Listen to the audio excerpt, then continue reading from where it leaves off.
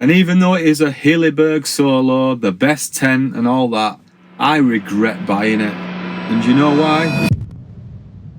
Right then people, so in this week's episode I'm going to do something a little different. I'm going to be going through every single tent that I have ever used on the channel and ranking them in a tier list.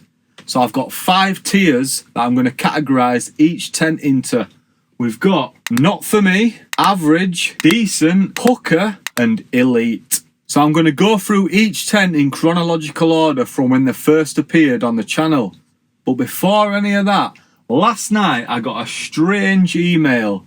I say strange, it wasn't strange, it was just unexpected. So on the Great Outdoors website or magazine, somehow I have been nominated for, let's have a look at this, Filmmaker of the Year. Liam Carl, Adventures and Camps in the Peak District and Beyond, shared under the guise of Good Bloke Outdoors.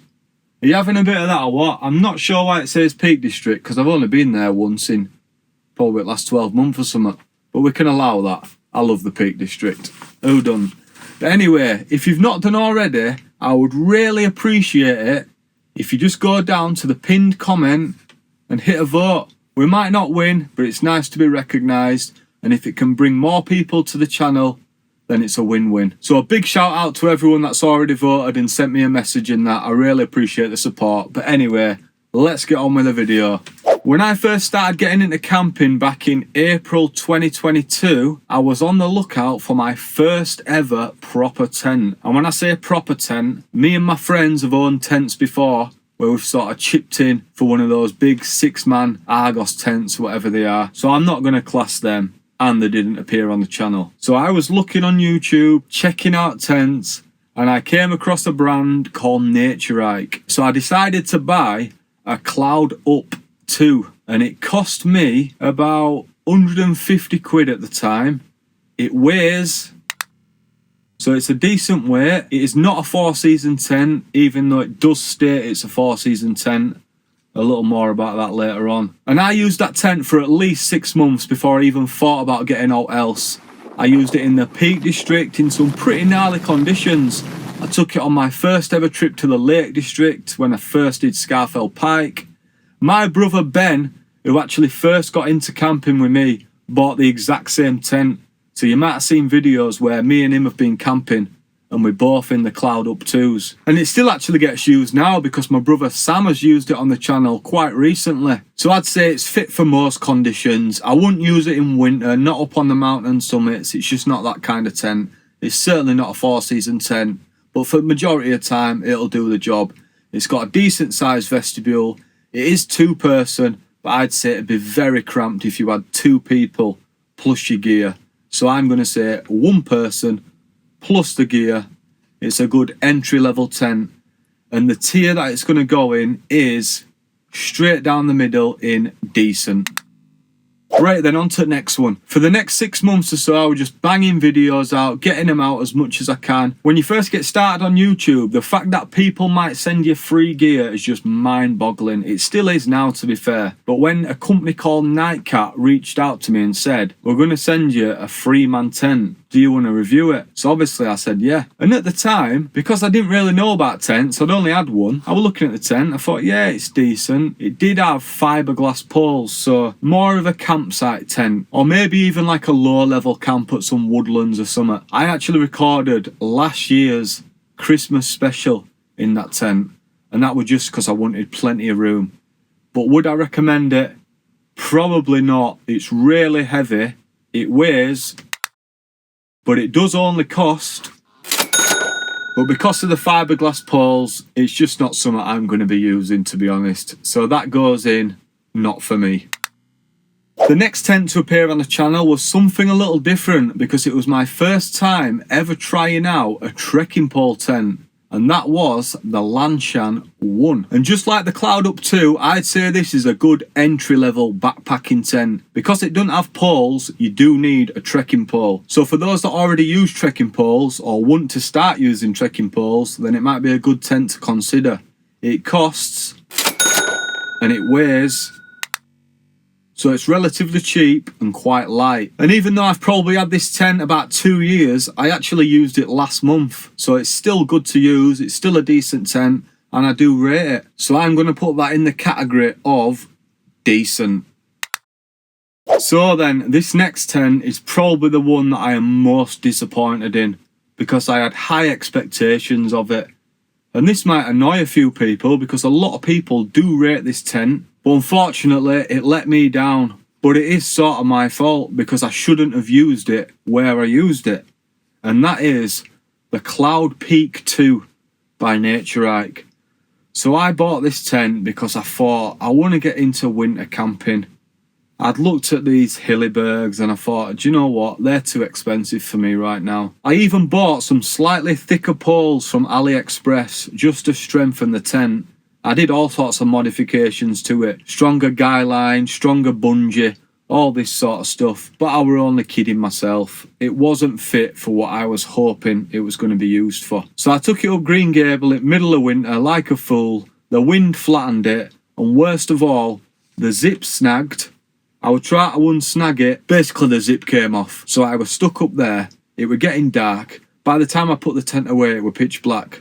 So I'd literally had to come down the mountain, in the snow, in the pitch black, freezing me absolute bollocks off. Well, I am not best pleased, that's all I can say. Fuming actually. These are my views now. That could have been a dangerous situation. But that was because I took kit that wasn't suitable for those conditions. So is it the tent's fault? Not really. Mainly my fault. But you don't expect a zip to fail. I could have been at a campsite and that zip would have failed. So for that reason, that tent ain't for me. And as soon as I started doing a Google, I seen that I wasn't the only person that this had happened to. It had failed on quite a few people. And the worst thing about it was, I messaged Naturehike and they just weren't interested. I'm not dissing them obviously, they're a good brand and they do make some decent kit. Like I said, that Cloud Up 2 has served me fine. The zip on that has been perfect. But they don't give a shit, do they, let's be honest. There goes my chance of working with Naturehike. Don't get me wrong though, I did have a good couple camps in that tent. I didn't get my money's worth, I'd say. I remember it taking a battering up on Malham. And it stood well, but that was with the upgraded poles. So if you are interested, it weighs and it costs. And like I said earlier when I mentioned 4-season tents, some companies, Naturehike being one of them, they may state that a tent is 4-season, but they're not 4-season. The Cloud Up 2 claims to be a 4-season tent, and it certainly isn't, and neither is the Cloud Peak 2. Just on the basis that it failed on me, maybe it was my fault, maybe it wasn't, but for that reason, it's going in, not for me. Once again, apologies to any Cloud Peak 2 fans, because they are a really popular tent, I understand that, but for me, nah. So after the epic fail of the Cloud Peak 2, I'd already realised by that point I need to get myself a true 4-season tent. I really thought I want to push myself and do some sort of extreme camping in bad conditions, and for me to do that I need the kit that's appropriate to do that. So I decided to get what I think is still the strongest one-person tent available. Obviously this is just my opinion based on what I've put this tent through, and that is the Hilleberg Soulo Black Label. What an absolute bomb shelter. And I'd say that tent really boosted this channel, because then I could start doing proper mountain summit camps in crazy weather, knowing as long as I pitch the tent right, I should be okay. I say should be okay because obviously at the end of the day it's a bit of fabric and some poles. Everything has its limits, but it just meant that I could go out with that little peace of mind, bit more confidence that I've got the best possible gear and a tent that should keep me safe. And yeah, for a one-person tent, it is quite heavy. It weighs, but you got to think the thickness of the materials, the thickness of those 10.25mm DFC poles. One thing that is hard to get your head around is the price, because those things do come with a price, and a bloody big price as well. At the moment online, with the added footprint, they now cost So obviously if you're not doing this all the time and you're just a fair weather camper, you do the odd camp here and there, then I wouldn't bother getting one because they are really expensive. And even though it is a Hilleberg Solo, the best tent and all that, I regret buying it. And you know why? Because I regret buying it in brown. I can't believe I bought it in brown. I know a lot of people, or sand or whatever it is, I know a lot of people think that's the best colour, and I did at the time, but I love red tents now. So I wish I'd have bought it in red. And that is only literally because I think it looks better on the photos and better on video when it's a red tent. But I suppose if it been brown or sand, whatever colour it officially is, you can blend into the environment a little bit more.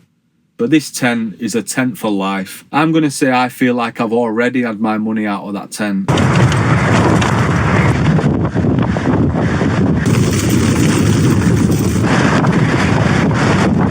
So it's definitely not going anywhere. I will not sell that tent. I'll just keep it until it's no longer fit for purpose. Somebody clip this up and send me it if I ever decide to sell that tent. And for all those reasons, that is why the Hilleberg Solo Black Label is going in the elite category. The creme de la creme of tents. Right then, next on the list. So earlier on I ranked the Lanchan 1 and I put it in the decent category, and the only reason why it didn't go any higher than that was because of its bigger brother, the Lanchan 2. So if you're wanting to do any long distance hiking, multi-day stuff, then I'd probably recommend not getting the Lanchan 1 just because of the Lanchan 2. I'd say just go for that. Because for a little bit more weight and a little bit more cost, you get a lot more room. You get 2 vestibules, so much space on the inside for you to sit up, move about, get changed. If you're in any wet gear and that, you've got room to hang your stuff up, make a little washing line. I really would say they are the best budget lightweight tents. And when I say lightweight, they're not ultra light. They weigh and they cost. So as far as value for money goes, I'd say they are one of the best bang for buck tents about. Once again, you do need trekking poles. So if you are someone that uses trekking poles, it's a good tent. Obviously in certain scenarios and on certain terrains, they're not the best option to go for. Because if you're on rocky ground, because they're not a freestanding tent, you do require the pegs to be hammered in good for it to hold its structure, if that makes sense. So if you are on like a rocky ground or if you're on sand, then you're going to struggle with a Lanchan 2 or with any trekking pole tent. But I did the Cumbria way with the Lanchan 2 and it were absolutely fine. I'd say I've had the Lanchan 2 out in probably 35 mile an hour gusts and it stood up alright. As long as those pegs are in good, you should be fine. The fabric ain't going to be proper strong, so I wouldn't advise taking it out in any storms or out like that. But the build quality does seem pretty decent. And for the price, you cannot go wrong. And for those reasons, this tent, the Lanchan 2 by FreeFUL Gear, goes in tier Pucker. Pucker! The next tent to appear on the channel is the Taiji 2. Originally manufactured by FreeFUL Gear. The version that I had, or still have, is branded by Nightcap, but it's definitely made by FreeFUL Gear because on the tent bag, it's still got the FreeFUL Gear clips. So my guesses are it's just made in the same factory as a FreeFUL Gear tent. When I was first looking at this tent, I thought, do you know what? That looks a decent tent. It's basically the same size as a Lanchan 2, but without needing the trekking poles. So it's a freestanding tent, sort of. You've got to peg out the vestibules, but it will stand on its own. So I'd say it's a semi-freestanding tent. And the first time I used it were in Scotland in 2023. On night 1, I ended up camping at the side of Loch Lomond. I was actually on my way up to Glencoe, and the auxiliary belt snapped on Volvo. It's looking like this trip could possibly be over, to be honest. What the hell is that sound? I can't tell if it's the belt. The belt looks like it's still spinning or if it's like one of these pulley things. So this is part of my alternator belt, which has snapped. So I was stranded there for a day or two. So I ended up camping at the side of Loch Lomond, and it were good. And then a couple of nights later, I camped on a Munro as well. I cannot remember the name of it, to be honest. And same again, it served me well. So for the first 2 camps, I were really buzzing with that tent. And then earlier on this year, I decided to get the kayaks out, and I did my first ever camp on an island in Derwentwater in Lake District. And we ended up getting caught out in a thunderstorm. Feeling, yeah?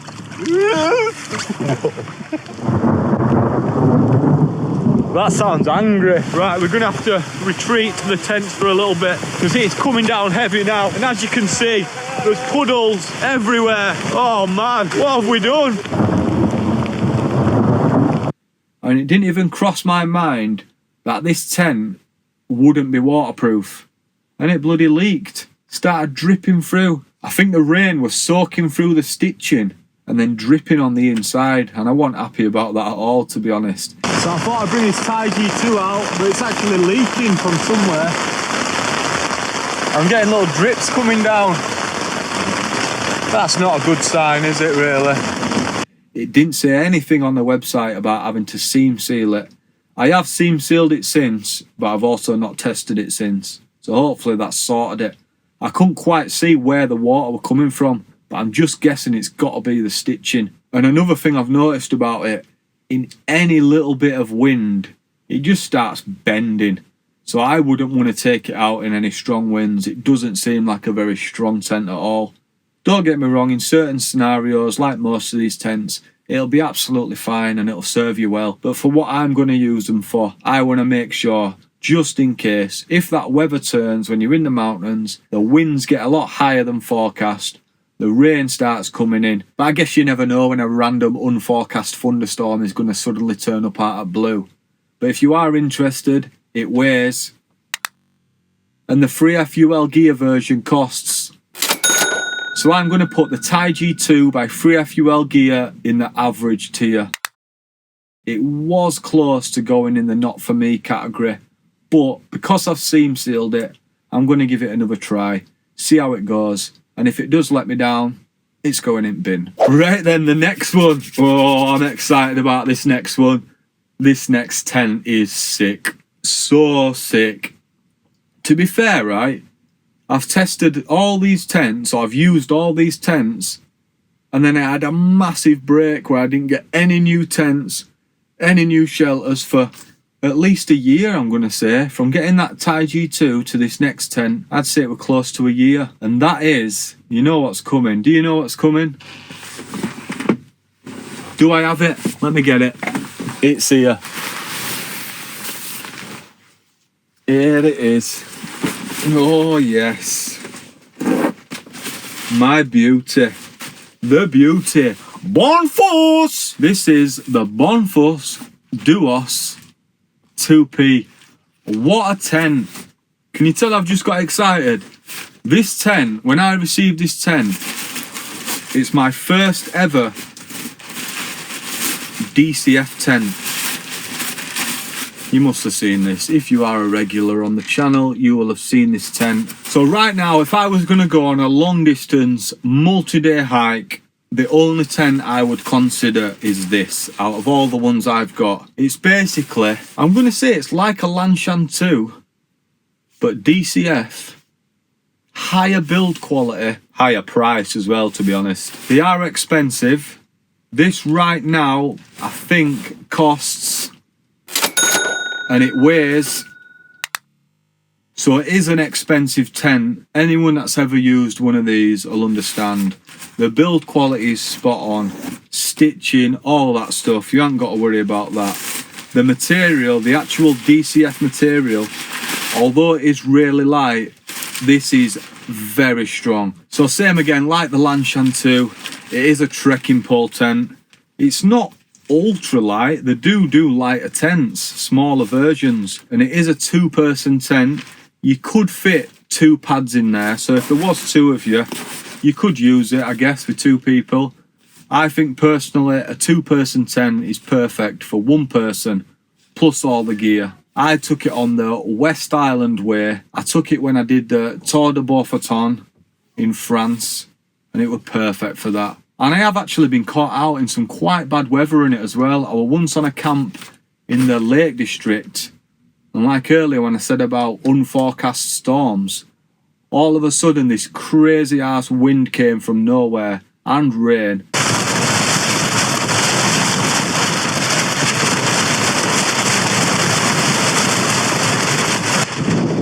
We're getting his absolute ass kicked out here. I was literally holding the tent up, hanging on for dear life. But it held up strong, it didn't fail, it kept me safe, and that made me realise, yeah, this is a decent tent. It's not a 4-season tent, so same again. I wouldn't go actively seeking storms or all like that. But it is nice to know that if the weather does turn bad, it's got your back. So that is the Bonfus Duos 2P. I guess if the Lanchan 2 is in pucker, then this tent, the Bonfus Duos 2P, has to join the Solo Black Label in the elite tier. And then that brings me on to the final tent. Can you believe that I've only used 9 tents on this channel? Obviously I've used other shelters like my DD hammock, I've used a tarp setup, I've used a bivvy bag setup. I just wanted to keep this one for tents only. So the final one, and I bought this, it were a bit of a gamble when I bought it. A few of you told me that I'd wasted my money. I was looking on eBay and I found a Hilleberg Keron 4 GT. A massive tent, nearly swore then. And it weighs an absolute ton, not literally. In fact, the weight is... But what it does cost is more than a ton. The price is... For a tent, that is mental. I didn't pay that. I paid 200 squid. So I'd say I got a bargain. Obviously, when I bought it, it wasn't in the greatest of conditions. And it still isn't in pristine condition. Far from it. But I did a little restoration project on it. I re-dyed it, re-proofed it, and I'd say there's still plenty of life left in the old girl. I took her out on a camp, top of Ingleborough, served me well. So much room though, for one person, a 4-person tent, plus that GT vestibule, which is like a vestibule and then some. You can literally get 2 e-bikes in the vestibule, and I have tested that in the garden. So I'd say I got my money's worth. 200 quid for a tent that originally costs. Can't go wrong with that, can you really? So like the Hilleberg Solo, that's part of the Black Label range. So it's got the slightly thicker 10.25mm DAC poles. And these tents, when they're new, they're proper expedition tents, strong enough for anything that the UK has to throw at it. Obviously mine is, I'm going to say, slightly weakened because it is an old girl. She's seen some action. But nevertheless, I'd say I definitely got my money's worth. Would I recommend buying it if you're a solo camper? Definitely not. Would I have bought it new at that price? Definitely not. Just because I have no need for a tent of that size. But when I seen that auction on eBay, it was just too good of an opportunity to pass up on. So I am hoping to get out in some more camps in the Keron 4 GT. It would be nice to test it a little, see how that fabric's holding up, see if it's actually waterproof. Because when I went out in it last time, there were no rain, so I didn't get to test that. And as with all Hilleberg tents, or at least the 2 that I've used anyway, the quality is pucker, and that's where it's going to go, into the pucker tier. So those are the tents that I've used so far on the channel. I do have another tent in mind that I want to buy, but it's quite a big purchase, so it won't be for a while yet. So if I was to rank all those tents in order, I guess I'd start with number 9 would be the Nightcat 3-person tent. Number 8 would be the Cloud Peak 2. Number 7 would be the Taiji 2. Number 6, Lanchan 1. Number 5, Cloud Up 2. Number 4, Lanchan 2. Number 3, the Keron 4 GT.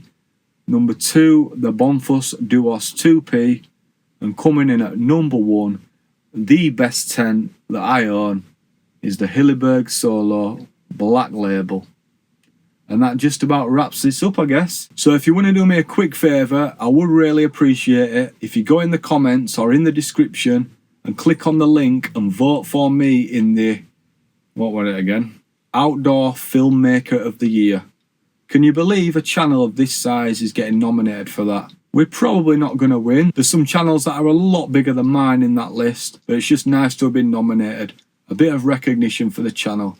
Anyway, thank you for watching. Drop a comment, hit subscribe, and I'll see you next week. 7 PM every Monday, weekly videos. Peace out. In a biatch.